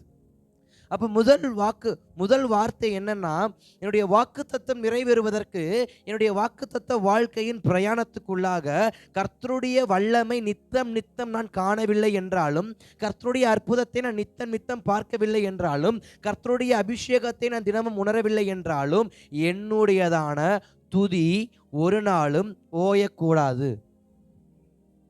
அவருடையதான மன்னா நின்றிருக்கலாம், கர்த்தருடைய பிரசனம் தாமதித்திருக்கலாம், கர்த்தருடைய பிரசனம் நமக்கு மறைவாய் இருந்திருக்கலாம். ஆனால் என் துதிகள் என்ன பண்ணக்கூடாது? நிறுத்தப்படக்கூடாது. நன்மையை பார்த்தா கர்த்தர் நல்லவர், நன்மையை பார்க்கலன்னா கர்த்தர் கெட்டவரா? இல்லை. என் வாழ்க்கையில் நான் தினமும் அனுபவித்த நன்மை எனக்கு வரவில்லை என்றாலும் எனக்கு கர்த்தர் நல்லவர். 3 வருஷம் 6 மாதங்கள் எலியாவை காகத்தை கொண்டு கர்த்தர் போஷித்தார். 3 வருஷம் 6 மாதம் எலியாவை கர்த்தர் காகத்தை கொண்டு போஷித்தார். அதுக்குன்னு சொல்லி வருஷம் முழுக்க சொல்றாங்க, எலியாவுக்கு காகத்தை கொண்டே கர்த்தர் போஷிப்பாரா? ஒரு நாள் காகத்தை நிப்பாட்டினார், சாரிபாத் விதவை வீட்டுக்கு போனார். அடுத்து கொஞ்ச காலம் காகத்தை கொண்டு போஷித்தார், கொஞ்ச காலம் சாரிபாத் என்கிற விதவையை வைத்து போஷித்தார். அப்ப கர்த்தர் நம்மை ஒரு ஆசீர்வாதத்தில் நடத்துறாருன்னா அது நின்று போயிருச்சு, அது வரல, அது தாமதிக்க ஆரம்பிச்சிருச்சுன்னா கர்த்தர் என் கூட இல்லை அப்படிங்கிறதான ஒரு முடிவுக்கு நம்ம வந்துடக்கூடாது. அதற்காக நான் சொல்கிறேன், நம்ம யாரும் அப்படி நினைக்க மாட்டோம். கர்த்தர் நம்மளை நடத்துகிறபடினால தான் நம்ம இன்றைக்கும் ஜீவனோடு என்ன பண்ணுறோம், இருக்கிறோம். ஆனாலும் அன்றைக்கு இருந்த இஸ்ரவேலர்கள் என்ன பண்ணாங்க? முரட்டாட்டம் பண்ணக்கூடியவங்க, வாக்குவாதம் பண்ணக்கூடியவங்க. ஸ்தோத்திரம், சாப்பாடு கிடைக்கலன்னா உடனே நான் எகிப்துக்கு போகிறேன்னு சொல்லி பொட்டியை கட்டினவங்க. அதனால் நான் ஸ்தோத்திரம், அன்றைக்கு அவர்களுக்கு மன்னா நின்று போன உடனே அவர்களில் சில பேர் பேசியிருப்பாங்க. இந்த மாதிரி நம்முடைய வாழ்க்கையிலையும் சில இப்படிப்பட்டதான முரண்பாடான வார்த்தைகள் பேசுகிறவங்க நம்ம கூட வருவாங்க. என்ன நீ ஜோம் பண்ண ஸ்தோத்திரம், முன்னெல்லாம் நீ ஜோம் பண்ண உடனே பதில் வருமே, இப்போ நீ ஜோம் பண்ண பதில் வர மாட்டேங்குதே, உன் தேவன் என்ன மறைஞ்சிக்கிட்டாரா, உன் தேவனை என்ன வெறுத்து விட்டாரா அப்படின்னு சொல்லி யோபுவின் நண்பர்கள் யோபுவை பேசியது போல நம்மை சில பேர் பேசலாம். அதற்காக அந்த வார்த்தையை ஞாபகப்படுத்தும்படியாக சொல்கிறேன். எதற்காக? அப்படிப்பட்ட வார்த்தைகள் வரும் பொழுது நான் என் துதியை என்ன பண்ணக்கூடாது? நிறுத்தக்கூடாது. நீ வேறு ஏதாகிலும் சில நன்மையை தேடி போகிறது நல்லதா இருக்கும், நீ இந்த வழியில் போனாக்க நிச்சயமா உனக்கு நன்மை வராது அப்படின்னு சொல்லி சில பேர் சொல்லுவாங்க. என் துதியை நான் என்ன பண்ணக்கூடாது? நிறுத்தக்கூடாது. என்னை சுற்றி இருக்கிறவர்கள் 1000 வார்த்தைகள் சொன்னாலும் ஸ்தோத்திரம், என்னை நடத்துகிறது கர்த்தர் என்ற நிச்சயத்தோடு அவரை துதித்து கொண்டே நான் நடப்பேன் என்றால், எனக்கு முன்பாக இருக்கிற முதல் எதிரியாகிய என் ஆசீர்வாதத்தின் வாசலை தடை பண்ணக்கூடியவன் முதலாவது சரிக்கப்படுவான். என் வாக்குத்தத்த வாழ்க்கையில் எனக்கு தடைக்கல்லாக, எனக்கு தடையாக நிற்கிறதான ஒருவன் தகர்க்கப்பட வேண்டும் என்றால் என் துதியை நான் ஒரு நாளும் நிறுத்தாமல் நித்தம் நித்தம் துதித்து கொண்டே இருக்க வேண்டும். இது ஒன்று.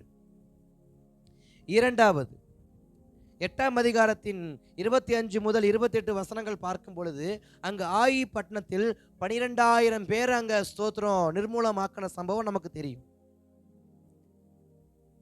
இந்த ஆயி பட்டணத்தை ஜெயிப்பதற்கு முன்பாக முதல்ல அவங்களுக்கு தோல்வியை அவங்க பார்த்தாங்க. எரிகோவை ஜெயித்தார்கள், ஆயி பட்டணத்தில் தோத்து போனாங்க. தோத்து போகும் பொழுது அவர்கள் தேவ சமூகத்தில் உட்கார்ந்து யோசுவா அழுகும் பொழுது கர்த்தர் ஒரு வார்த்தையை கற்றுக் கொடுக்கிறார். நீ துதியோடு நிற்க கூடாதுப்பா, பரிசுத்தத்தையும் காத்துக்கணும். நீ துதியோடு நிறுத்தக்கூடாது. நான் 1 மணி நேரம் கர்த்தரை துதித்தேன், நான் 12 மணி நேரம் கர்த்தரை ஆராதித்தேன். சில வர்ஷிப் சென்டருக்கு போய் நான் கர்த்தரை நான் ஸ்டாப்பா வர்ஷிப் பண்ணேன். நான் ஸ்டாப்பா நான் தேவனை ஆராதிச்சுக்கிட்டே இருந்தேன். அதனால கர்த்தனுக்கு நன்மையே கொடுத்துக்கிட்டே இருப்பார் அப்படின்னா இல்லை. தடைகள் உடைவதற்கு துதிகள் முக்கியம். அதுபோல ஜெயம் பெறுவதற்கு பரிசுத்தம் முக்கியம். ஜெயம் பெறுவதற்கு பரிசுத்தம் முக்கியம். இவர்கள் துதித்ததால, இவர்களுக்கு அபிஷேகம் இருக்கிறதுனால, இவர்களுக்கு பலன் இருக்கிறதுனால இவர்கள் ஆயி பட்டணத்தை 3000 பேரை கொண்டு ஜெயித்து விடலாம் என்று சொல்லி அவர்கள் நினைத்தார்கள். ஆனால் அவரிடத்தில் என்ன குறை காணப்பட்டது? பரிசுத்தம் என்னும் குறை காணப்பட்டது. பரிசுத்தம் என்னும் குறை காணப்படும் பொழுது அங்கு தோல்வி ஏற்படுது. என்னுடைய வாக்குத்தத்த வாழ்க்கையில் நானே தோல்வியை அடைகிறேன். என் வாக்குத்தத்தத்தை நான் பெற்றுக்கொள்ளாமல் ஏன் சில சமயத்தில் தோல்வி அடைகிறேன்? இரண்டாவது, என் பரிசுத்தத்தை நான் குறைத்ததால். என் பரிசுத்தத்தை நான் குறைத்ததால். என்னுடைய பரிசுத்தத்தை நான் குறைக்க குறைக்க குறைக்க என்னுடைய வாழ்க்கையில் என்ன தெரியுமா உண்டாகும்? தோல்வி உண்டாகும். அந்த தோல்வி எதுக்கு நேரா தெரியுமா? என் வாக்கு தத்தத்தை பெற்றுக்கொள்வதில் தோல்வி, எனக்கு ஆணையிட்டு கொடுத்ததை பெற்றுக்கொள்வதில் நான் தோல்வி, எழுத்தாகிலும் எழுத்தின் உறுப்பாகிலும் ஒழித்து போவதில் என்று சொன்ன வார்த்தையில் நான் தோல்வி. நிச்சயமாய் நிறைவேறும், ஆணையிட்டதை நிறைவேற்று என்று சொன்னாரே, அதில் தோல்வி. கர்த்தர் தோத்தார, நான் தோத்தேனா? என் பரிசுத்தம் குலைச்சல் அடைந்ததால அந்த வார்த்தையை பெற்றுக்கொள்ளாமல் நான் தோல்வி அடைந்தேன். அப்ப என் வாழ்க்கையில் வாக்குத்தத்த வார்த்தையில் நான் தோற்று போவதற்கு இரண்டாவது காரணம் என்ன? என் பரிசுத்தத்தை நான் குறைத்தது. என் பரிசுத்தத்தை நான் குறைத்தது. முதலாவது என் துதியை நான் குறைத்தது. குறைக்கல, துதியை அதிகரிக்கணும். இரண்டாவது பரிசுத்தத்தையும் அதிகரிக்கணும். துதி அதிகரிக்கணும், பரிசுத்தமான வாழ்க்கை அதிகரிக்கணும். பரிசுத்தம் உள்ளவர்களே தேவனை தரிசிப்பார்கள். தேவனை தரிசிக்கிறவர்களே தரிசனங்கள் பெற்றுக்கொள்வார்கள். தரிசனங்கள் பெற்றுக்கொள்கிறவர்களே அதை பெற்றுக்கொள்ளவும் பாதையில் நடத்தப்படுவார்கள். அப்ப நான் தரிசனம் பெற வேண்டும் என்றால், எனக்கு தீர்க்க தரிசனம் வர வேண்டும் என்றால், எனக்கு வாக்குத்தத்தம் நிறைவேற வேண்டும் என்றால், நான் பரிசுத்தம் உள்ளவனாக என் வாழ்க்கையை என்ன பண்ணணும்? தொடர வேண்டும். ஆனா பரிசுத்தம் இல்லாமல் ஒருவனும் தரிசிக்க முடியாது. பரிசுத்த அலங்காரத்தோடு தான் கர்த்தரை தொழுது கொள்ளணும். அப்ப கர்த்தரை ஆராதிக்க என்னதான் வேணும்? பரிசுத்தம் இல்லாம கர்த்தரை ஆராதிக்க முடியாது. அப்படி ஆராதிச்சாலும் அது வேஸ்ட். பரிசுத்தம் இல்லாம கர்த்தரை ஆராதிச்சாலும் அது வேஸ்ட். அது எனக்கு ஒரு பலனையும் கொடுக்காது. அது என் வாழ்க்கையில ஒரு நன்மையும் கொண்டு வராது. நான் பரிசுத்தோட கர்த்தரை ஆராதிச்சேன்னா எனக்கு முன்பாக இருக்கிற தடைகள் உடையும். அந்த தடை என்னன்னா என் வாக்குத்தத்த வாழ்க்கை. ஸ்தோத்திரம். வார்த்தை யாருக்குன்னு தரல, ஸ்தோத்திரம். உங்க வாழ்க்கையில நீங்க ஸ்தோத்திரம் எதிர்நோக்கி போய் கொண்டிருக்கிறதான அந்த நன்மையின் பாதையில உங்களுக்கு முதல் பாதையே தடையா இருக்குன்னா, நீங்க கற்றுக்கொள்ள வேண்டியது என்ன அப்படின்னா, அது எனக்கு தடையா இல்லை, என்னுடைய ஆவிக்குரிய வாழ்க்கையில நான் கொஞ்சம் குறைஞ்சிட்டேன்.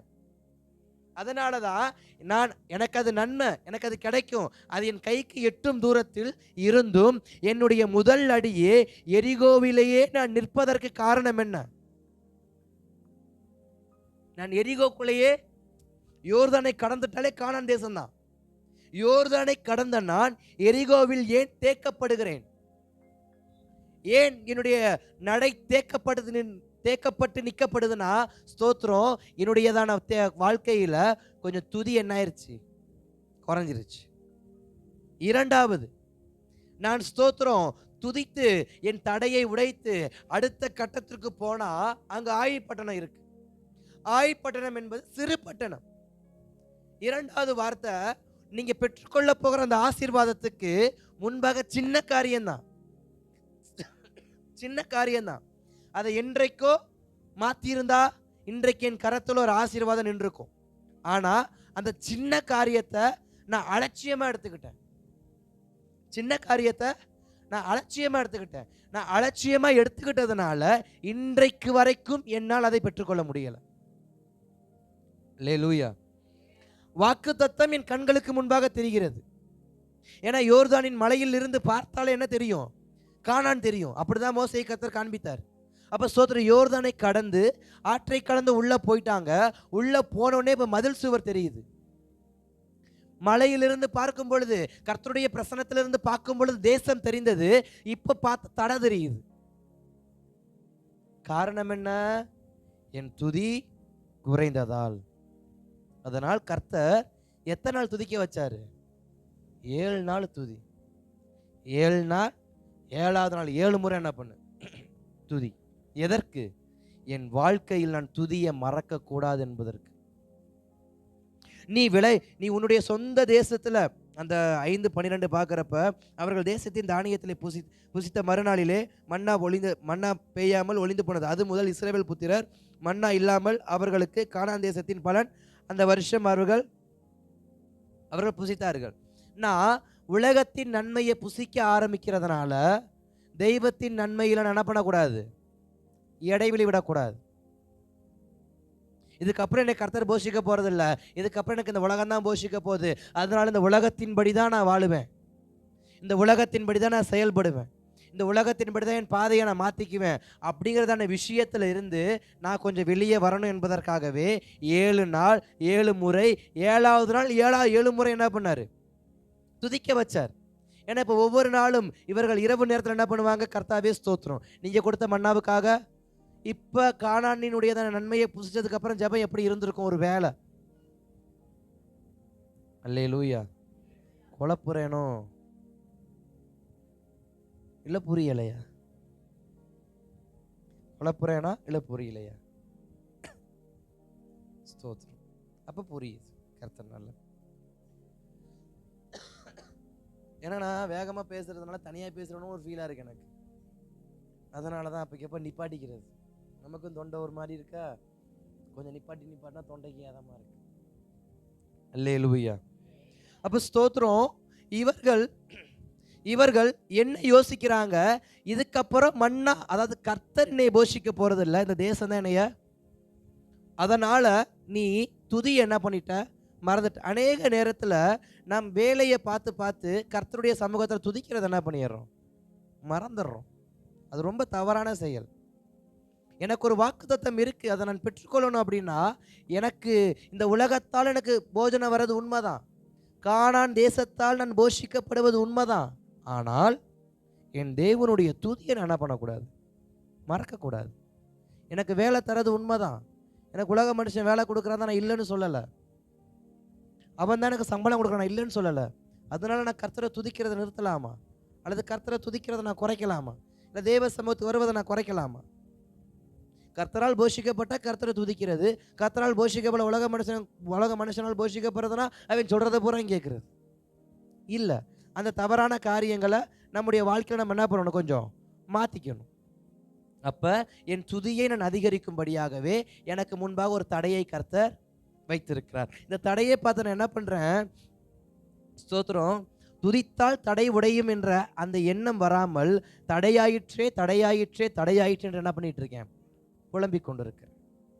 எரிகோவை பார்த்து அவர்கள் புலம்பிக் கொண்டிருக்கும் பொழுது கர்த்தர் பேசுகிறார், ஏன் புலம்புற, ஏன் புலம்புற, கானானை கண்ணில் காட்டின உனக்கு, கானானில் கால் வைக்க கிருபை கொடுத்த உனக்கு இதில் நான் சுதந்திரமாக கொடுக்க மாட்டேன், ஏன் புலம்புற, புலம்பலை நிறுத்து, துதி ஆரம்பி, துதிக்க ஆரம்பி. அப்போ ஸ்தோத்திரம். கர்த்தர் சும்மா துதின்ற வார்த்தையை ஜனங்களுக்கு கொடுக்கல, என்னமோ ஒன்று பண்ணியிருக்கிறாங்க, என்னமோ ஒன்று பண்ணிக்காங்க. அப்போ நான் இப்படி நினைக்கிறேன், இப்படி யோசிக்கிறேன், புலம்பியிருப்பாங்க நிச்சயமா. எப்படி புலம்பியிருப்பாங்க, வேற பாதை கிடைக்கலையா யோசுவா, மோசே பண்ண மாதிரி நீயும் பண்றியே, அந்த ஆள் தான் ஸ்தோத்திரம் செங்கடலுக்குள்ள வான்னா, நீ யோர்தானுக்குள்ள வான்னா, வந்தோம், இப்போ பாரு எரிகோ நிற்கிது. வேற மேப் இருந்தால் எடுப்பா, வேற பாதையை பார்த்துட்டு நமக்கு இந்த சண்டையெல்லாம் வேண்டாம்ப்பா, பொறுமையாக போவோம்ப்பா. சில பேர் பேசியிருக்கலாம். நான் யோசுவாவோ தேவ சமூகத்தில் உட்காந்து, ஆண்டவர் என்ன செய்கிறது ஆண்டவர், இவ்வளோ பெரிய தடையாயிடுச்சு, என்ன பண்ணுறது ஆண்டவர்? கர்த்தர் சொல்றார், என் நாமத்தை நீ உயர்த்து, உன் தடையை நான் உடைக்கிறேன். நாம் எவ்வளவாய் கர்த்தருடைய நாமத்தை நம்முடைய வாழ்க்கையில் உயர்த்தி கொண்டிருக்கிறோமோ அத்தனை உயர்வுகளும் அத்தனை துதிகளும் என் வாக்குத்தத்த வாழ்க்கைக்கு முன்பாக ஒவ்வொரு எரிகோக்களையும் உடைத்து உடைத்து உடைத்து என்னை நடத்தி கொண்டே என்ன பண்ணுவார், போவார். இரண்டாவது, பரிசுத்தத்தை காத்துக்கணும். எவ்வளவு நான் ஸ்தோத்திரம் யுத்த புருஷனா இருந்தாலும், துதிக்கிற துதி ஆராதனை வீரனா இருந்தாலும், என் பரிசுத்தம் மிக முக்கியம். கர்த்தரை ஆராதிக்க தெரியலாங்க, துதிக்க தெரிஞ்சிருக்கலாங்க, பரிசுத்தம் இல்லைனா அங்கு அதுதான் நடந்துச்சு. ஆயிப்பட்டினத்துக்கு முன்பாக அவர்கள் பெருமை பேசினார்கள். நான் மீண்டும் ஞாபகப்படுத்துகிறேன், கர்த்தருக்கு முன்பாக தாழ்மைப்படுங்கள், அப்பொழுது அவர் உங்களை உயர்த்துவார். எரிகோவின் வெற்றியை பார்த்த இஸ்ரவேல் ஜனங்களுக்கு என்ன வந்துருச்சு, பெருமை, மேட்டிமை, உயர்ந்த எண்ணம். என் எண்ணத்தில் என்னைக்கு உயர்ந்த சிந்தை வந்தக்கூடாது, மற்றவனை நான் தான் உயர்ந்தவன் எண்ணம் வரக்கூடாது. எல்லோரும் சமம், எல்லோரும் பரலோக ராஜ்யம் போக வேண்டும். நான் மேன்மையானவன், அவன் கீழ் உள்ளவன், அந்த எண்ணம் வரக்கூடாது. இஸ்ரவேல் ஜனத்துக்கு அந்த எண்ணம் வருது. எப்படி வருது? எரிகோவை தோற்கடித்ததுனால இது தூ ஆயி பட்டணம், இதை நான் எப்படி தோற்கடிக்கிறேன்? 3000 பேர் மட்டும் அனுப்புங்கப்பா. மேன்மை வரக்கூடாது, தலைகணம் வரக்கூடாது. தலைகணம் வந்தா பரிசுத்தம் கெட்டு போயிடும். மேன்மை வந்தா பரிசுத்தம் கெட்டு போயிடும். புகழ் பிரஸ்தாபம் வந்தா பரிசுத்தம் கெட்டு போயிடும். அதுக்கு இடம் கொடுக்க கூடாது. ஆனால் இஸ்ரவேல் அன்னைக்கு இடம் கொடுத்தாங்க. அந்த அந்த வார்த்தையெல்லாம் பார்க்குறப்ப 3000 பேர் அதை சொல்லும் போதே அவங்க அந்த பட்டணத்தை எவ்வளவு சீப்பா எடுத்திருப்பாங்க, எவ்வளவு கேவலமா நடத்தியிருப்பாங்க. அவங்களுடைய பார்வை எந்த அளவுக்கு இருந்திருக்கும். நாம் நம்முடைய வாழ்க்கையில ஸ்தோத்திரம் விபச்சாரம் செய்யறதுனால பரிசுத்தத்தை எடுத்துக்கிறது இல்லைங்க. கஞ்சா இப்படிப்பட்ட போதை பொருட்கள்னால நம்முடைய பரிசுத்தம் கெட்டு போறது இல்லை. நம்முடைய இருதயத்தின் மேட்டிமையே நம்முடைய பரிசுத்தத்தை கெடுக்கிறது. என்னிடத்தில் நான் 10,000 ரூபாய் சம்பளம் வாங்குறேன்னா மாசம் 2,000 சம்பளம் வாங்கினா நான் இழிவா பார்க்குறேன். அது தப்பு. எனக்கு மாடி வீடு இருக்குன்னா நான் கூரை வீட்டுக்காரனை பார்த்து ஏளனமா பார்க்குறேன். அது தப்பு. இப்படிப்பட்ட எண்ணம் இருக்கும் பொழுது என்னுடைய வாக்குத்தத்தம் எப்படி நிறைவேறும்? எனக்கு கர்த்தர் ஒரு நல்ல ஓட்டு வீடை கொடுத்தா ஸ்தோத்திரம். எனக்கு கர்த்தர் நல்ல ஒரு மாடி வீடை கொடுத்துருக்காரா ஸ்தோத்திரம். அந்த மாடி வீட்டுக்காக ஸ்தோத்திரம் பண்ணிட்டு என்னுடைய புத்தி எப்படி இருக்கணும்? கர்த்தருக்கு முன்பாக தாழ்மை உள்ளதா இருக்கணும். அதை விட்டுவிட்டு எனக்கு மாடி வீடாகும், நீ ஓட்டு வீட்டில் இருக்கிற, நீ கூரை வீட்டில் இருக்கிற, நீ 1.5 இடத்துல இருந்துட்டு இந்த பேச்சு பேசுறியா? இந்த மாதிரியெல்லாம் பேசுறதுனால தான் நம்முடைய ஆவிக்குரிய வாழ்க்கையில் நம்முடைய பரிசுத்தம் கெட்டு போகுது. பரிசுத்தத்தை கெடுத்ததுனால கர்த்தர் வாக்குத்தத்தை தாமதப்படுத்திட்டாரு. போ, தோத்து போ, இதுக்கப்புறம் நீ எப்படி ஜெயிக்கிறேன் நான் பார்க்குறேன், தோத்து போ. கேவலமாக நினைச்சல அவன்கிட்ட தோத்து போ. நம்ம யாரெல்லாம் கேவலமாக நினைக்கிறோமோ அவங்களெல்லாம் கர்த்தர் நமக்கு தோல்வியை தான் கொடுக்குற. பிசாசை தவிர, பிசாசை தவிர நமக்கு சரிக்கு சமமாய் நம்முடைய மனுஷங்களை நம்ம கேவலமாக நினைச்சோம்னா அவங்ககிட்ட நம்ம தோத்து போய் நிற்போம். அசிங்கப்பட்டு அவமானப்பட்டு ஸ்தோத்திரம். பெரிய ராஜ்யத்தை தோற்கடிச்சவன் சின்ன ராஜ்யத்தில் என்ன ஆயிட்டான்? அசிங்கப்பட்டு நின்னான். இந்த அசிங்கத்துக்கு யார் காரணம்? என்னுடைய மேட்டிமை. 3000 பேர் தான் சொற்பம் தோற்கடிச்சுனா வரேன் இல்லை. எனக்கு எவ்வளோ உயர்த்த கர்த்தர் கொடுக்கட்டும், எனக்கு ஒரு சொந்த காரு, சொந்த வீடு, சொந்த வாகனம், எனக்கு நிறையா சில இடங்கள், இப்படி எதை எவ்வளவு ஆண்டவர் கொடுத்தாலும் என் இருதயம் கர்த்தருக்கு முன்பாக தாழ்மை உள்ளதா இருக்கும். ஆனால் யோசுவா கிட்ட ஸ்தோத்திரம், நான் அதையும் உங்களுக்கு இப்படி நான் சொல்ல விரும்புகிறேன். பொதுவாக யோசுவா தேவ சமூகத்துக்கு போய் பழக்கம் உள்ள மனுஷன். இப்போ யோசுவா தேவ சமூகத்தில் நிற்கிறாரு, கர்த்தர் பேசுகிறாரு. என்ன பேச தெரியுமா? அவன் பாதரட்சி என்ன பண்ணு கழட்டு, அப்புறம் நான் அவன்கிட்ட பேசுகிறேன். அவர் தேவ சமூகத்துக்கு பாதரட்சியை போட்டு போனாரா, அல்லது அவர் ஜபிக்கும் போது கர்த்தர் பேசினாரா, இல்லை அவர் புலம்புறதை பார்த்து கர்த்தர் பேசினா, அது ரெண்டாவது விஷயம். கர்த்தர் நினைக்கிறது என்ன? நீ எப்பயுமே தாழ்மை உள்ளவனாக இருக்கணும். தாழ்மை உள்ளவனுக்கு கர்த்தர் கிருபையை அதிகமாய் கொடுக்கிறார். மேன்மை உள்ளவனுக்கு கிருபை கிடையாதுங்க. கர்த்தருடைய சமூகத்தில் யார் தாழ்மையோடு இருக்கிறாங்களோ. 2 பேர் ஜெபம் பண்ணாங்க. ஒருத்தர் சொன்னார் அவனை போல நான் இல்லைன்னு, இன்னொருத்தன் சொன்னார் நான் எப்படிப்பட்டவன் எனக்கே தெரியாத ஆண்டவரே, உமக்கு கிருபை இருந்தால் என்னை ரட்சித்துக்குங்க. 2 கல்லன்களில் ஒருத்தன் சொன்னால் ஸ்தோத்திரம் உமக்கு தெம்பு இருந்தால், உமக்கு வலு இருந்தால் இறங்கு பார்ப்போம். இன்னொருத்தன் சொன்னால் ஆண்டவரே உமது வருகையில் என்னை நினைத்து கொள்ளும். யாருடைய ஜபத்தங்க, யாருடைய வேண்டுதலங்க கர்த்தர் நிறைவேற்றுறாரு? என் வாக்குத்தத்தை நிறைவேற நான் ஜெபம் பண்ணுறேன்னா என் செய்க போகிற தலகணம் பிடிச்சதா இருந்தால் எப்படி என் கர்த்தர் என் வாழ்க்கையில் வாக்குத்தத்தை செயல்படுத்துவார்? அல்லேலூயா. அப்போ என்னுடைய வாக்குத்தத்தை செயல்படணும்னா நான் பரிசுத்தமாக இருக்கணும். அதுக்கு நான் மற்றவர்களை அற்பமாய் நினைப்பதை நிறுத்தணும். எனக்குள்ள ஒரு எண்ணம் இருக்கு. ஸ்தோத்திரம். என்ன அப்படின்னா, நான் என்னதான் ஸ்தோத்திரம் கர்த்தருடைய சமூகத்துக்கு அது குடும்பம் ஊழியம் இதெல்லாம் இருந்தாலும் எனக்குன்னு பர்சனலாக ஒரு விஷயம் ஒன்று இருக்குது. யாராவது ஒருத்தரை பார்த்தேன்னா அவனை விட கர்த்தர் நம்மள நல்லா ஒரு எண்ணம் வரும். நம்முடைய தாராபுர பகுதியில் எத்தனையோ பேர் ரோட்டு ஓரத்தில் இருக்கிறாங்க. அவங்கெல்லாம் பார்க்குறப்ப எனக்கு ஒரு எண்ணம் என்ன தெரியுமா வரும்? பரவாயில்ல, கர்த்தர் நம்மளை நல்லா வச்சிருக்கார். நம்மக்கிட்ட பணம் இல்லைனாலும், நம்மக்கிட்ட பெரிய வீடு பெரிய சபை இல்லைனாலும், என்னை கர்த்தர் நல்லா வச்சிரு. அதுக்காக நான் கர்த்தரை ஸ்தோத்திரம் பண்ணுறேன். இந்த ஒரு எண்ணத்தோடு நம்ம என்ன பண்ணணும்? வாழணும்.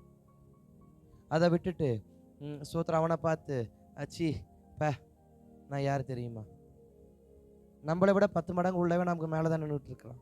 அவனுக்கு 10 மடங்கு மேலே ஒருத்தவன் நிற்கிறான். அவனுக்கு 10 மடங்கு மேலே நிற்கிறான். என்கிட்ட 10 ரூபானா மேலே 2,000 ரூபா இருக்குது. அவனுக்கு மேலே 10,000 ரூபா இருக்குது. அவனுக்கு மேலே 50,000, அவனுக்கு மேலே 1,00,000. வெறும் 10,000 ரூபா பணத்தை பார்த்துட்டு நான் மற்றவனை ஏன் கேவலமாக பார்க்குறேன்னா, ஸ்தோத்திரம் என் கையில் ஆண்டவர் எப்படி ஆசீர்வாதத்தை கொடுப்பார்? எப்படி கொடுப்பார் ஆசீர்வாதத்தை? 10,000 ரூபாய்க்கு நான் 10 முறை ஒருத்தனை மேலேருந்து கீழே வரைக்கும் பார்க்குறேன்னா, எனக்கு அப்புறம் எப்படி ஆசீர்வாதம் கொடுப்பாரு? நல்வார்த்தை நிறைவேறுவதற்கு என் இருதயம் தாழ்மை உள்ளதாக இருக்கணும். அல்லேலூயா, ஸ்தோத்திரம். 3வது வார்த்தைக்கு நேரம் நான் போகிறேன். 3வது சுத்திகரிப்பு. 11ஆம் அதிகாரத்தின் 21 முதல் 23 வசனத்தை பார்க்குறப்ப அங்கே கானானியர், ஏமோரியர், ஏத்தியர் என்கிறதான அந்த 11ஆம் அதிகாரம் முழுவதையும் கூட இங்கே வீட்டில் வாசிங்க. அந்த 11ஆம் அதிகாரம் முழுவதும் கானானியர், ஏமோரியர், ஏத்தியர் என்கிறதான அனைவரையுமே தேசத்திலிருந்து அவர்கள் விரட்டி அடிப்பார்கள். என்னுடைய வாக்குத்தத்தத்தை நான் முழுமையை சுதந்திரிக்க வேண்டும் என்றால், என் வாக்குத்தத்தத்தை நான் முழுமையை சுதந்திரிக்க வேண்டும் என்றால், நான் முழுவதும் சுத்தமுள்ளவனாய் இருக்கணும். பரிசுத்தம் என்பது வேறு, என் பாளையம் முழுவதும் சுத்திகரிக்கப்பட்டதாய் இருக்கணும். அப்படி என்றால் அந்நிய செயல்கள் கூட என் நடையில், என் பேச்சில், என் குடும்பத்தில், என் பழக்க வழக்கத்தில் காணப்படக்கூடாது. அல்லேலூயா, ஸ்தோத்திரம். இஸ்ரவேலினுடையதான பழக்க வழக்கங்கள் பார்க்கும்போது அவர்கள் அந்நியருடைய பழக்க வழக்கங்கள் அனைத்தையும் கர்த்தர் அவளை தூக்கி போட சொன்னார். கர்த்தர் அவர்களை தூக்கி போட சொன்னார். எப்படி தூக்கி போட சொன்னார் அப்படின்னா, அவருடையதான உலகத்தின் செயல்களில் ஒன்றையும் நீ என்ன பண்ணக்கூடாது? பின்பற்றக்கூடாது. அப்படி என்றால் உன் திருமணத்தில், உன் வீட்டின் நன்மையான காரியத்தில், நீ செய்ய போகிறதான ஆசீர்வாதத்தில், எதுவாகிலும், பிள்ளை பிறப்பாக இருக்கட்டும், பிரசவ காலமாக இருக்கட்டும், அந்த மாசமாக இருக்கிற காலமாக இருக்கட்டும், அல்லது திருமணம், இப்படி பல சடங்குகள் நம்முடைய வாழ்க்கையில் என்ன பண்ணும்? நடக்கும். அதில் ஒன்றிலும் உலகத்தின் சாயலை நான் கலக்க கூடாது. அல்லேலூயா. கானானியரையும், ஏத்தியரையும், எமோரியரையும் கர்த்தர் விரட்ட காரணம் என்ன? அவன் இந்த உலகத்தில் இருக்கிற வரைக்கும், அவன் கானான் தேசத்தில் குடியிருக்கிற வரைக்கும், அவன் பழக்க வழக்கத்தை நீ என்ன பண்ணுவ? பயன்படுத்துவ. நல்லா இருக்கே, நாமளும் செய்யலாமே. கலாச்சாரத்தில் கர்த்தர் உண்மை உள்ளவராய் இருக்கிறார், கராராவும் இருக்கிறார். கானான் தேசம் பல கலாச்சாரம் நிறைந்த தேசமாக இருந்தாலும் கர்த்தர் இஸ்ரவேலரை கானான் தேசத்துக்குள் வைக்கும் பொழுது அவர்கள் கலாச்சாரத்துக்கு ஒரு கேட் என்ன பண்ணார்? இப்படித்தான் நீ வாழணும். அதனால தான் வனாந்தரத்திலே பலி செலுத்துறதான அனைத்து செயல்பாடுகளையும் சொல்லிக் கொடுத்தார். நான் எல்லாவற்றையும் கற்றுக்கொண்டு என் வாக்குத்தத்த பூமிக்குள் வந்தவுடனே நான் உலகத்தின் நன்மையை கொஞ்சம், இடையில ஒரு திருமணத்தை நான் பார்த்தேன், யூடியூப்ல தான் பார்த்தேன், நேர்லலாம் போகல. அந்த குடும்பம் ஒரு ரட்சிக்கப்பட்ட குடும்பம், இயேசுவை அறிந்த குடும்பம். ஆனால் ஆர்சி பேக்ரவுண்ட் நினைக்கிறேன். ஆனால் ஸ்தோத்திரம், ஒவ்வொரு காரியமும் உலகத்தான் தோற்றுருவான் அவன்கிட்ட. அவ்வளவு நேர்த்தியாக செஞ்சாங்க. அதை வீடியோ ஷூட் பண்ணி யூடியூப்லேயும் போட்டு காசு சம்பாதிச்சாங்க. ரட்சிக்கப்பட்ட நான் உலகத்தானை போல எதையும் செய்யக்கூடாது. அந்த ஆசையும் என் இருதயத்தை என்ன பண்ணக்கூடாது? வரக்கூடாது. அதற்காக தான் உன்னை முழுவதுமாய் நான் சுத்திகரிக்கப்பட, அதாவது வாக்கு தத்தத்துக்குள் பிரவேசிப்பதற்கு முன்பாகவே நீ முற்றிலும் சுத்திகரிக்கப்பட்டவனாய் உள்ள போகணும். ஸ்தோத்திரம். இதுலயே நிறைய டைம் போயிடுச்சு போல. ஸ்தோத்திரம். கர்த்தர் நல்லவர். நான் முக்கியமான வார்த்தைக்கே போகல, தொட்டேன் ஓடிருச்சு. அப்ப என்னுடைய வாழ்க்கையில நான் வாக்குத்தத்தத்தை பெற்றுக்கொள்வதற்கு துதிக்கணும், பரிசுத்தத்தை காத்துக்கொள்ளணும், சுத்திகரித்துக் கொள்ளணும். இந்த மூன்றையும் நான் சரியாய் செய்வேன் என்றால் ஒன்றும் தவறி போவதில்லை. அல்லேலூயா. ஒன்றும் தவறி போவதில்லை. அப்ப யோசுவா சொல்றாரு, எப்ப ஸ்தோத்திரம், நீங்க கொஞ்சம் யோசிச்சு பாருங்க, எரியோக்கு முன்பாக நம்முடைய வாழ்க்கை எப்படி இருந்துச்சு, ஆய்க்கு முன்பாக நம்முடைய வாழ்க்கை எப்படி இருந்துச்சு, இந்த ஏமோரியர், கானானியர், ஏத்தியருக்கு முன்பாக நம்முடைய வாழ்க்கை எப்படி இருந்துச்சு, ஆனா இன்னைக்கு நம்முடைய வாழ்க்கை எப்படி இருக்கு? நினைவில் வைத்துக் கொள்ளுங்கள், கர்த்தர் நம்முடைய வாழ்க்கையில் ஒன்றையும் தவறி போக பண்ணவில்லை. அனைத்தையும் நிறைவேற்றி இருக்கிறார். அனைத்தையும் நிறைவேற்றி இருக்கிறார். அதே 21 அதிகாரம் 45வது வசனத்திலேயும் அவர் நல்வார்த்தையை தவறி போக பண்றது கிடையாது. கர்த்தர் எனக்கு சொன்ன வார்த்தையில அவர் தவறுவது கிடையாது.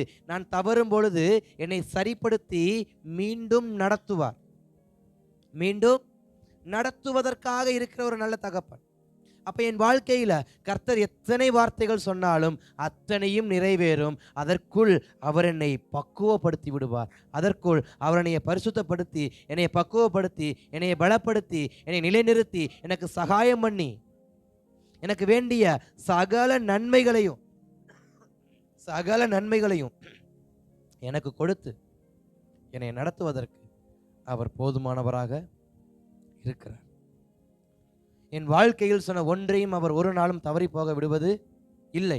தடை வரும், துதியை அதிகரிக்கணும். தோல்வி வரும், தலையில் ஏற்படுத்தி கொண்டதான சில நூதனமான தலைகணங்களை இறக்கி வைத்துவிட்டு பரிசுத்தத்தை உடுத்தி கொண்டு மீண்டும் செயல்படணும். தேசத்துக்குள் வந்தவுடனே குடரத்தை போடக்கூடாது, சுத்திகரிக்கணும். ஒரு வீட்டை வாங்குறோம், அந்த வீட்டுக்குள் குடியேறுவதற்கு முன்பாக அந்த வீட்டை கூட்டுவதும், அந்த வீட்டுக்கு பெயிண்ட் அடிப்பதும், பல காரியம் செய்வது போல தேசத்துக்குள் போன நான் உடனே கூடாரத்தை போடுவதற்கு முன்பாக அதை சுத்திகரிக்கணும். என் வாக்குத்தத்தம் என் கரத்தில் வந்தாலும், நான் எதிர்பார்த்த நன்மை என் கரத்தில் வந்தாலும், அதை நான் தேவ சமூகத்திற்கு முன்பாக சுத்திகரிக்கணும். இதில் இருக்கிற எந்த உலகத்தின் எண்ணமும் எனக்குள் வந்துடக்கூடாது ஆண்டவரே. ஒரு வாடகை வீட்டுக்கு போகிறோன்னா, இல்லை ஒரு வீடு வாடகைக்கு இருந்த வீட்டை நம்ம சொந்தமாக கட்டி முடித்து சில குடியிருந்து கஷ்டத்தை நிமித்தம் அந்த வீட்டை விற்கிறாங்க, அதை நான் வாங்குறேன் அப்படின்னா, அந்த வீட்டுக்குள்ளே போகிற நாம் ஃபஸ்ட்டு என்ன பண்ணுவோம்?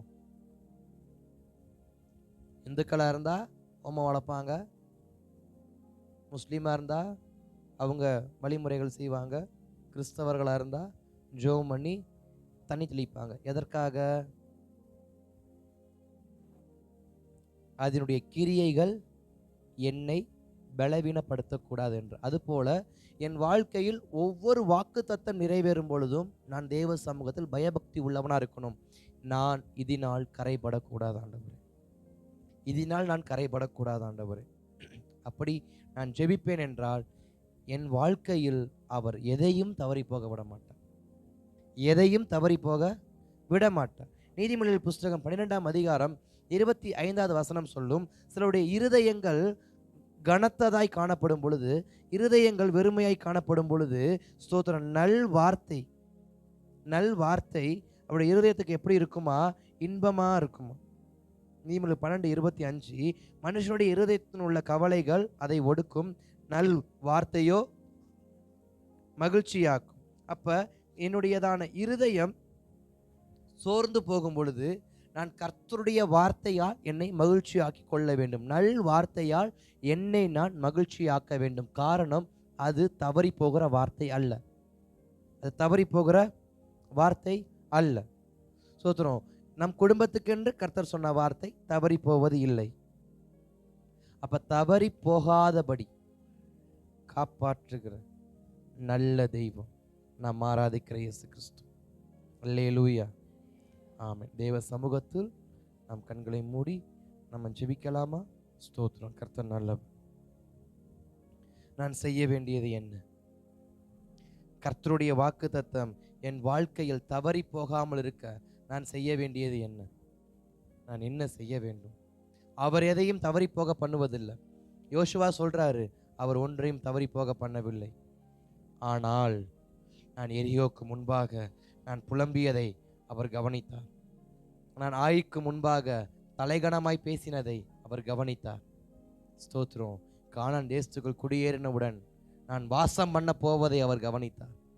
அதனால் என்னை அழைத்து எனக்கு துதியை கொடுத்து, எனக்கு பரிசுத்தத்தை கொடுத்து, எனக்கு ஒரு சுத்திகரிப்பை கொடுத்து, பின்பு என்னை என் வாக்கு தத்தத்துக்குள் வாழ வைத்தார். நான் வாக்கு தத்தத்துக்குள் வாழ வேண்டும் என்றால் நான் துதிக்கணும், நான் பரிசுத்தமாய் வாழணும், நான் சுத்திகரித்து கொள்ளணும். இது மூன்றும் என்னை பரிசுத்த வாழ்க்கைக்குள் என்னை வாழ வைக்கும். தெய்வ சமூகத்தில் கேளுங்க. ஆவியானவரே, ஒருவேளை இஸ்ரவேல் ஜனங்களைப் போல நாங்கள் ஸ்தோத்திர சில இடங்களில் நாங்கள் தடுமாறி இது நடக்காதுன்னு சொல்லியிருந்தா எங்களை தயவா மன்னியுங்க. கடக்க முடியாதுன்னு சொல்லியிருந்தா எங்களை தயவா மன்னியுங்க. வாக்கு தத்தம் எனக்கு அடைக்கப்பட்டது என்று சொல்லியிருந்தால் என்னை தயவாய் மன்னியுங்க. எனக்காக கர்த்தர் அடைக்கப்படலப்பா. எனக்காக அடைக்கப்பட்ட வாசலை கர்த்தர் திறந்தீரே தவிர எனக்காக ஒரு நாளும் கர்த்தர் வாசலை அடைத்ததில்லை. நான் துதியை மறந்ததால் அதை அடைத்தீர். நான் மீண்டும் துதிக்க ஆரம்பிக்கிறேன். கர்த்தர் எனக்கு ஜெயத்தை தருகிறவர். ஸ்தோத்திரம். கர்த்தரால் ஜெயம் உண்டாகும். ஆனால் நான் தோல்வி அடைந்திருக்கிறேன் என்றால் கர்த்தர் எனக்கு தோல்வி கொடுக்கல. என்னுடையதான ஸ்தோத்திரம் மேல் நோக்கமான சிந்தை, மற்றவர்களை அற்பமாக நினைக்கிற சிந்தை எனக்குள் வந்ததால் என்னை பரிசுத்தப்படுத்தும்படி எனக்கு அந்த தோல்வியை கொடுத்தீங்க. ஆண்டவரே, நான் எப்பொழுதும் ஒரு சுத்திகரிப்புள்ள வாழ்க்கையை வாழ வேண்டும் என்று சொல்லி அப்பா எனக்கு முன்பாக அனைவரையும் கர்த்தர் அனுப்பினீங்க. நான் உம்மோடு வாழும்படி, நான் உலகத்தோடு தொடர்பு வைக்காதபடிக்கு நான் உம்மோடு தொடர்பு வைத்து நான் வாழ கர்த்தர் உதவி செய்யுங்க. எஸ், இப்போ கேளுங்க. தெய்வ சமூகத்தில் ஆண்டவரே, என்னை ஒப்பு கொடுக்கிறேன். என் வாழ்க்கையில் ஒன்றும் தவறி போகக்கூடாதுப்பா. என் வாழ்க்கையில் ஒன்றும் தவறி போகக்கூடாதுப்பா. ஒன்றும் தவறி போகக்கூடாதுப்பா. நாங்கள் நம்பிக்கொண்டு இருக்கிறோம். கர்த்தர் எனக்கு தவறி போக பண்ணுவதில்லை. அது தவறி போவதில்லை நான் நம்புகிறேன். ஆண்டவரே, நான் நம்புகிறது அவராலே வரும் என்று சொன்னது போல நான் நம்புகிறேன். கர்த்தர் எதையும் தவறி போக பண்ண மாட்டார் என்று நான் நம்புகிறேன். என் நல்வார்த்தை அனைத்தையும் கர்த்தர் தவறி போக பண்ண மாட்டார் என்று நான் நம்புகிறேன். எனக்கு குறித்ததை அவர் எனக்கு நிறைவேற்றி முடிப்பார் என்று நான் நம்புகிறேன். அது அவராலே வரும். உமது கரத்தில் ஒப்பு கொடுக்குறோம்ப்பா. இந்த 8வது நாள் தேவ சமூகத்தில் வந்திருக்கிறதான் யாவரையும் அது கரத்தில் ஒப்பு கொடுக்குறேன். பரிசுத்த ஆவியானவர் பூரணப்படுத்துங்கப்பா. ஒரு வார்த்தையும் தவறி போகாதபடி பூரணப்படுத்து. இயேசுவின் நாமத்தில் நல்ல பிதாவே, ஆமென்.